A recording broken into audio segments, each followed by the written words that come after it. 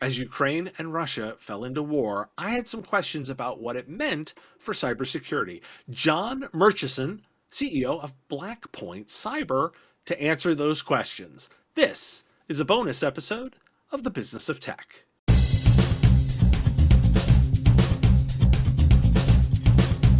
Well, Jon, thanks for joining me. I'm going to dive right in because I wanted to bring somebody on from the security space to talk to me a little bit about the current situation related to Ukraine and Russia. It's all on all of our minds. And from a cyber perspective, I think most of us in IT services are looking, going like, well, it feels like attacks are going a little lower because they're focused on one another. Hey, what are the experts seeing? What are you seeing? Yeah. So, this is a really big topic. As you know, as soon as this popped off, it was like instant security theater from every marketing department. Like the world's going to come down. Like we internally recorded a private video, not for public consumption, on our thoughts to our customer base. And here's like the uncut, just pragmatic take. We have seen zero increase in volume or sophistication of attacks, either from nation states or ransomware groups. Now, when we talk the MSP space, I would say ransomware is 95% of what we're stopping on pretty much a daily basis. Nation states are more like 2%, just because the typical customer in MSP, serves, unless it's like a regional utility or some small boutique manufacturer on a critical supply chain for a defense or aircraft or whatever, you just don't see it a lot. And then I caveat it with that being said, it is plausible to think that maybe the Russian-based ransomware groups could feel more empowered to, kind of increase their operations.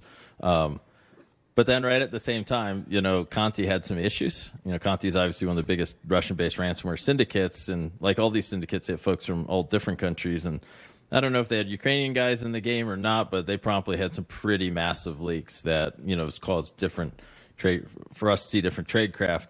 So I think, big picture, it's a good reminder to like button up on the fundamentals. When nation states go to war, you must assume the nation state assets, coalesce to focus on that topic, and they can't take on everyone at once. So they have a lot of things going on. They're getting bogged down, obviously, in the conventional military side. They have vigilante cyber groups going after them. That can't be, that's got to eat up some of their defensive capabilities. And I would think their offensive guys are still primarily focused on Ukraine. That's not to say there isn't a threat here in the United States, that we shouldn't be prepared. We should. But I think, you're really looking more at like banking, big manufacturers, logistics, and then critical infrastructure. I don't know where that magic red line is, because this has never really happened, like full scale nation state on nation state warfare. I have to think there's a red line, but I have to think the bar would be a little bit lower for like regional municipalities. We see a lot of combined networks, right? So big picture, we haven't seen anything yet. But we're damn prepared if we do. So is that the extent, do you think, of the collateral damage? Do you think there's collateral damage we need to be thinking about in this conflict?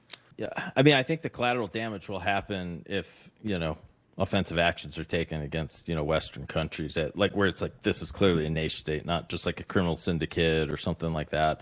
The only area I would say, like, and I haven't seen it happen, or I don't know enough, like, deep in the weeds technical details.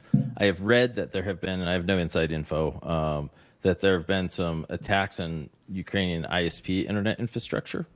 That has always been my greatest concern. Utilities and SCADA attacks and all this stuff and banks get all the press, but the reality is SCADA attacks are still pretty hard to pull off. And when you look at the one the Russians did against the Ukrainians a bunch of years ago, did it shock everyone? Yes.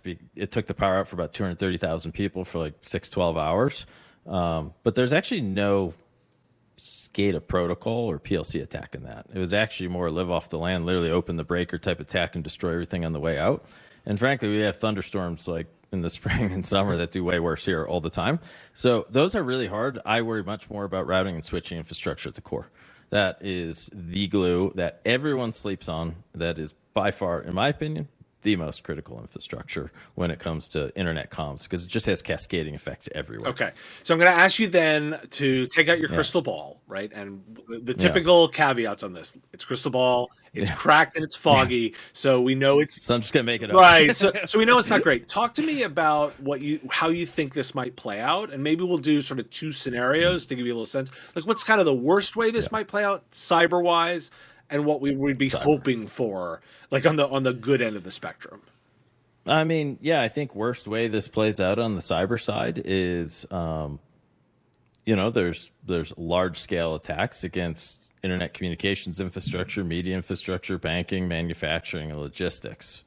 That being said, having kind of come from the intelligence community world, I also think that's really hard to pull off and time it right. Like, these things just don't work. Like, there's not physics involved quite the same as launching a missile and it hits target, right? You fail way more than you ever win, and achieving effect with timing that achieves the ultimate mission goal, it's quite difficult, and it requires a lot of things to go your way.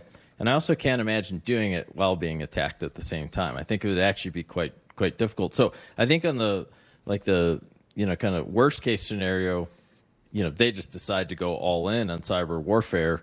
But I got to be honest, I think if that happens, this is escalating to a whole nother ballgame. To be candid, cyber's the least of our worries. I'd be worried about.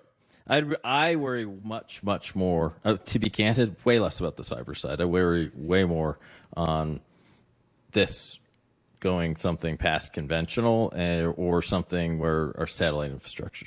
I want to just sort of do a double check. I think the answer is like this, the standard sort of best practices, but I want to double check it. Like, from a typical IT services company serving, a collection of customers, are the recommendations essentially just continue good best practices, or is there something unique to this situation? No, I think there's more, but I don't think it's unique to Russia and Ukraine. I think it's unique to the threat of an attack on your continuity of operations, whether it's ransomware or a data theft where they're holding you hostage, or a destructive attack like the wiper stuff we see.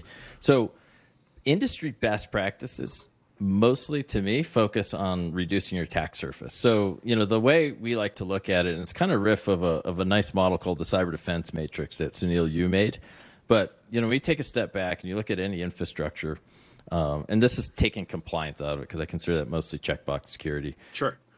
In bucket one, you need to have some capability to identify your assets patch level, like what do you have? And that's actually something we see people whiff on all the time. So it's really you got to know what you need to protect and have some live visibility into it. So that's step one. Step two, which is where I see a lot of the best practices come in, is hardening.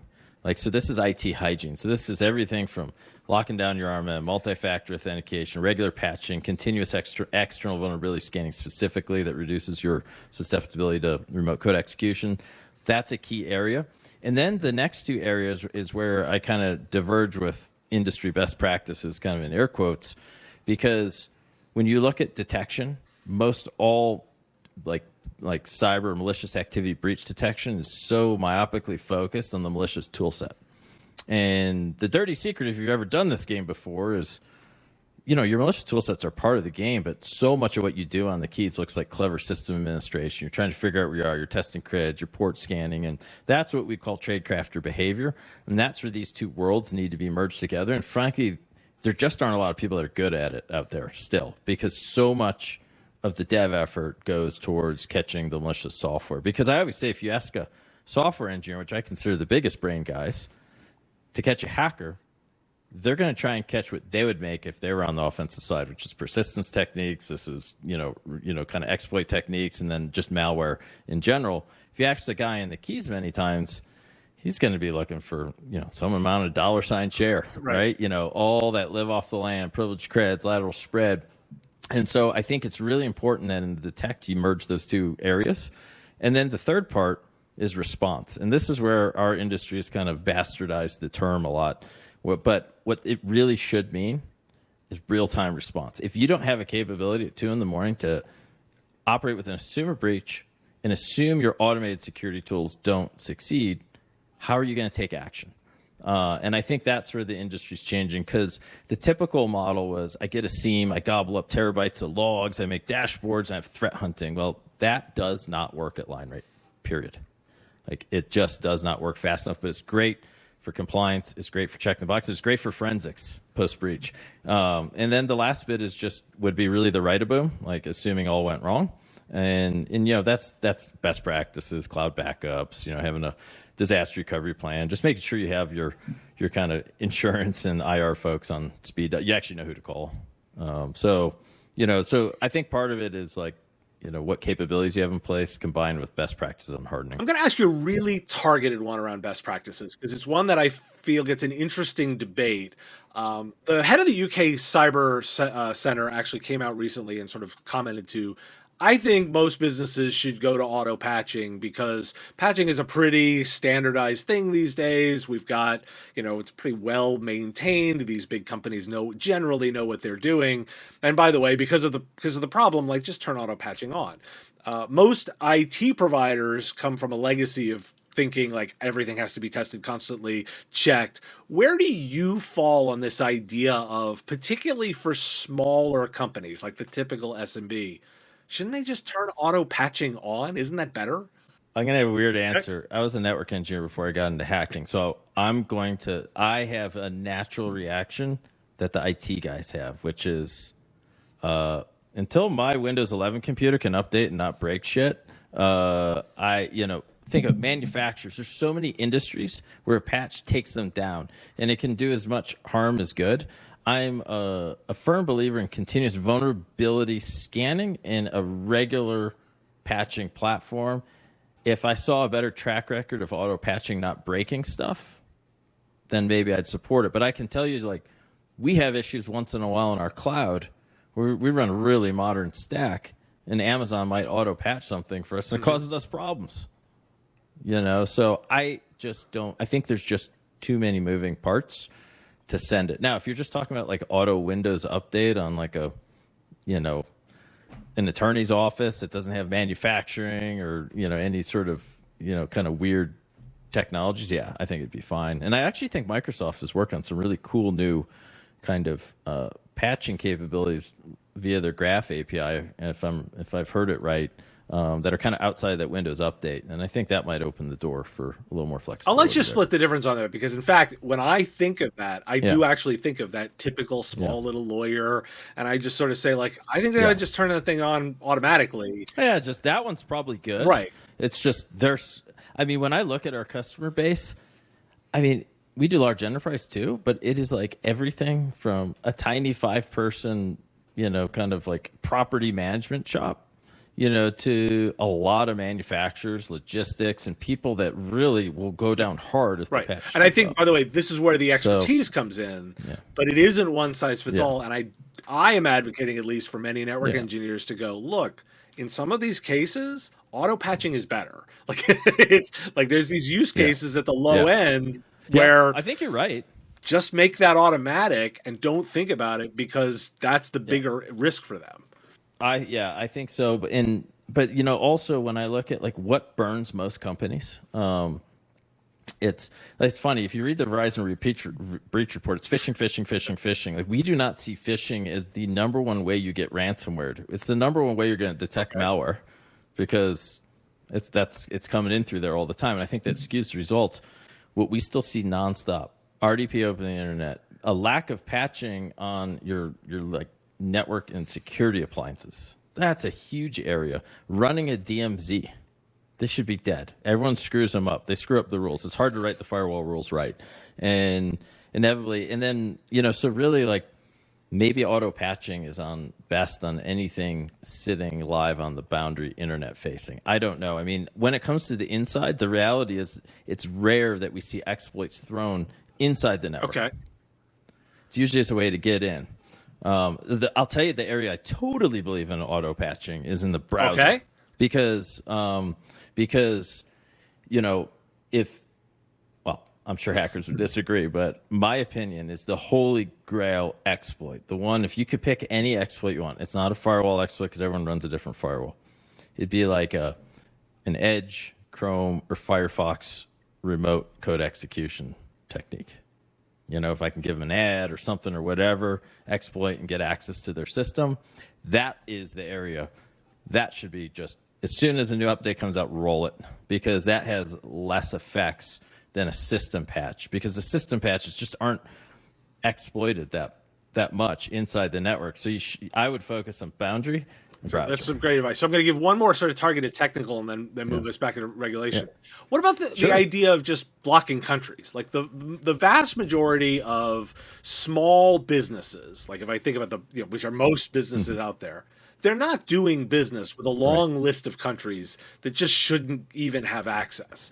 Like, why aren't the default rules set to just block a whole bunch of countries from even coming in? Would that make more sense? Yes, beats the hell out of me why it's not. It should be. It's just by default, period. Now, if someone really wants, it's irrelevant, but it knocks out a certain amount of low-hanging fruit. There's no cost to doing it, and there's really no drawback for not doing it. So I 100% agree with you, Dave. Like, there's no question those should be blocked default. I will caveat that with, we stopped a nation-state attack on one of our non-MSP customers the week of Thanksgiving. And this was definitely in relation to a political move we made as a country.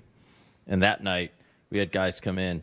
These guys, this entity was running 2 next-gen AV EDRs in addition to us. And the bad guys evaded both of those, no problem, not a single alert. But they used residential proxy infrastructure in the U.S. to come through the United States to hide their tracks. So, the SolarWinds stuff did that too. And any legit operator will do that. So it's not a cure-all, but it's a definite do it. And that's what I'm getting is just the hey, if we can reduce our attack services, you're right. Let's do the simple things, knowing, again, for the typical small, mid-sized company, they're not going to win against a nation state. So all day long. so let's just do that with stuff. Yeah. Let me pivot then a little bit to sort of regulation and the landscape. What's your take on the need for sort of more formal rules of engagement around cyber, like similar to the Geneva Convention or international laws on physical warfare? Because it feels like we don't have even law enforcement or diplomatic rules to latch onto here. What's your take on the need for these formal rules? That is a loaded question. So first off, I don't believe any international norms, diplomatic engagement when a country or nation state is desperate enough that they don't care. I think we're seeing that in Ukraine right this second. Right? Cluster munitions, using them like crazy. White phosphorus, using them. So I don't think that actually really moves the needle. I think that feels good. I'll tell you the area where I think we need a lot more focus is step one. I think we need everyone creates a compliance framework. And when I read these, half the compliance frameworks out there, they're written clearly from someone that was never an offensive practitioner or even a hardcore defensive. And they're written all post-breach lessons learned. Like, you must have these logs so we can figure out what data was stolen. But at the end of the day, these things should be increasing your capacity to not get breached in the first place, or if you do, nullify it before the adversary completes their objectives. So this is why I'm a huge fan of CIS's kind of benchmarks and controls. Because they're actually prescriptive. They tell you to configure the following settings to reduce your attack surface. And so, whether it's by regulation or the market drives it, right? I think this is something where, MSP should really be looking to adopt it, because honestly, it's just smart business. Anything you can do to reduce your chances as an MSP owner from your customer getting smashed and then blaming you, which hurts your insurance and your whole business model, I would do it. I'll tell you the other area, and others might not agree with me, that I think needs some tightening up. We have an insurance agency, right? We had to get licensed and fingerprinted in all 50 states to resell someone else's insurance policy. Yet I can go write an exploit proof of concept code, throw it up on GitHub, and get all the congratulations from the security community. No license, no regulation. People will do bug bounties, and one of the scariest things, and I agree, we need bug bounty stuff, but one of the things that always makes me nervous is when you have kind of vigilante entities out there that are kind of doing pen testing without your request, which we all know to kind of do it well. So you got to cross that line sometimes and actually execute code. When they do that, and oh my gosh, we have something bad, they call the company. Then they make scanners that tries to find other vulnerable victims. Well, to think that nation states are not looking and have honeypots out there looking for these people with new exploit techniques, you're crazy. They are. And that's a great way, in the interest of security, to actually let the cat out of the bag. And then it takes a step further. So now you're arming like maybe more competent and capable adversaries with your great new research findings. And then you call the company and then you CVE them when maybe there was no user involvement required. I think it's ethically corrupt, and I think it's not good for security, because if you can close a problem, there's no impact, no harm, it hasn't been taken advantage of, you're still operating as a defender with a bit of an information asymmetry advantage, or that vendor.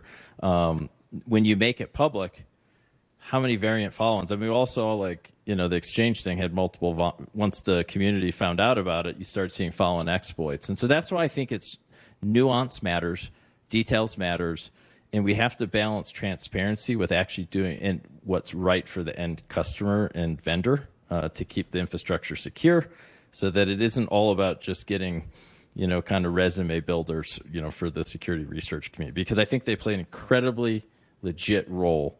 But there's no security industry I've ever seen in the world where utter, complete, 100% transparency. All right, you've opened the door. You've opened the door. So my follow-on question is obvious. My follow-on question is obvious.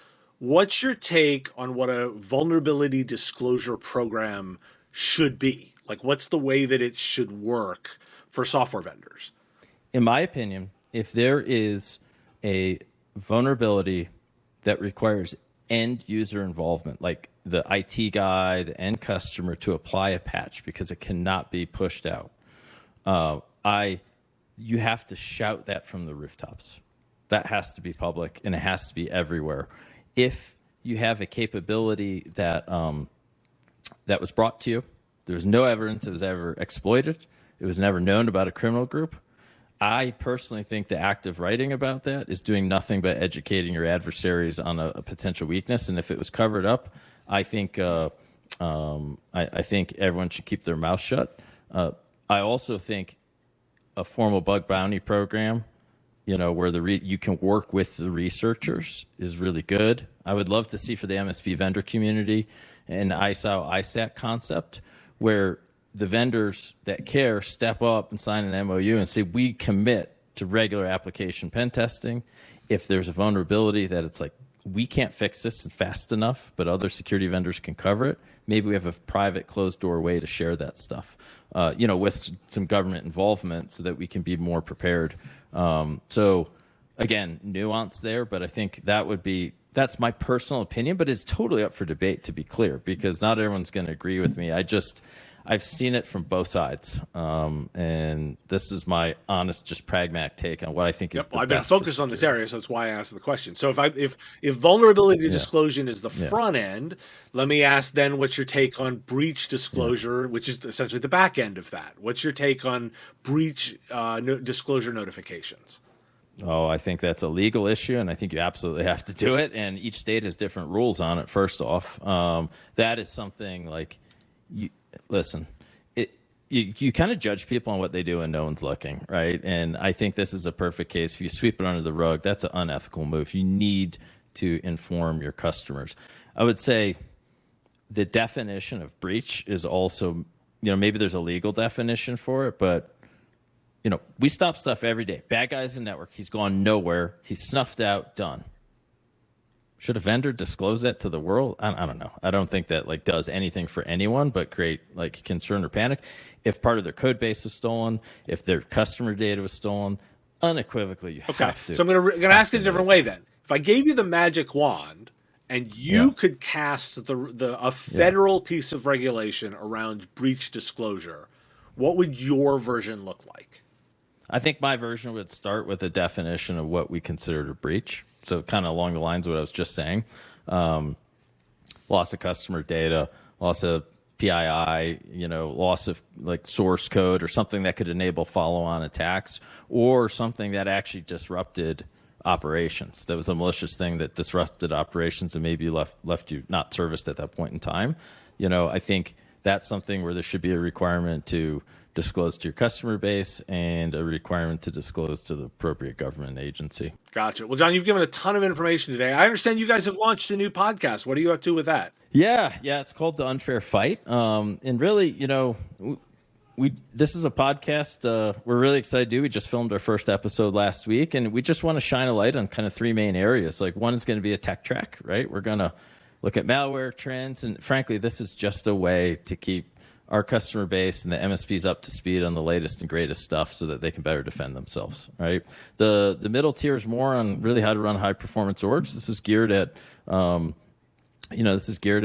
of MSPs, owner operators, prospective owners or founders, and it's all really lessons learned from other industries, and then some successful like yourself in the MSP game that have been there and done that. And then the last one is just an ingredient we have because of our background, where we're kind of bringing pretty notable, generally former national security types that are very high up, played the game at the highest level, to kind of take a step back and look at when we see issues from like the intersection of geopolitics, national security, that have cyber impacts, like the Russia-Ukraine thing potentially, or if you look at what's going on, like there's stuff going on between Israel and Iran right now. Like there's a massive DDoS attack last week, shining a light on that at the big picture, so we can kind of put it in context down market. Is this, hey, nice to know, we're informed, but the game has several levels to it. And so I wanted to shine a light on that upper level that I don't think a lot of the MSP community gets exposed to. Very cool. And the name of the podcast again? The Unfair Fight. Awesome. Well, Jon, thanks for joining me today. Dave, it was awesome. I appreciate everything you do for the community. Giving back after running an MSP is huge. It's huge. Really appreciate it. Thanks for listening to this bonus episode of The Business of Tech. If you like it, hit the like button and hit that red subscribe button. It really does make a difference, and I appreciate you taking the time to listen to what I'm doing. You want to discuss more? Want to find out more about the interview? Go ahead and put something in the comments. I read them all, and I look forward to the ongoing discussion. If you want to get content like this every single day, the 5-minute Business of Tech podcast is available wherever fine podcasts are found. Go to businessof.tech, click the blue subscribe button. You can find us on Apple Podcasts, Google Podcasts, Spotify, or wherever you listen to podcasts. Additionally, if you want to help me with the content that I create, you can support me directly. Go to patreon.com/MSPradio and click the button there. You choose what the content is worth and get access to these interviews and discussion episodes early. They come out for my Patreons, and Patreons drive the discussion and ask questions directly. Looking forward to ongoing conversations, and thanks for watching.